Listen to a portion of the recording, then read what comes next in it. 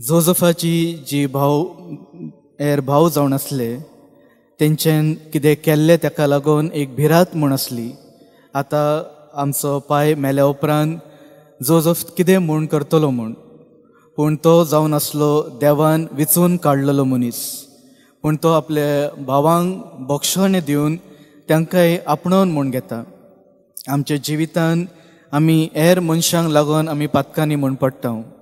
मनशां आमकां कितें सोसूंक म्हूण आमकां लायतात, आमकां दूख म्हूण भोगता आनी ते पासत दुसऱ्यांक भोगसणें दिवंक आमच्यान फावो जायना. बरेच फावट भावा भयणींनी एके भाशेन गॅप म्हूण तयार जातात आनी आमी वेगवेगळे दिशेनी म्हूण वेता. पूण आयच्या वाचपा वरवीं सर्वेस्पूर देव आमकां सगळें कितें सोडून परतून गोपान आनी मोगान रावंक म्हूण आमकां आपयता. आमच्या जिवितांतली जी अडखण्यो जावन आसात त्यो सदांच देवाच्या हातीन दिवन दुसऱ्यांक भोगसणें दिवंक तो आमकां आयज आपयता.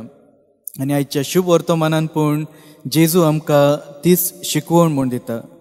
जर देवसारा वरवीं आमी भियोन म्हूण रावता, कित्याक तो आमकां पातकान म्हूण घालता, पूण आमची कूड, आमचें मन आनी आमचें जिवीत जें जावन आसा ती जेजून दिल्ली देणी.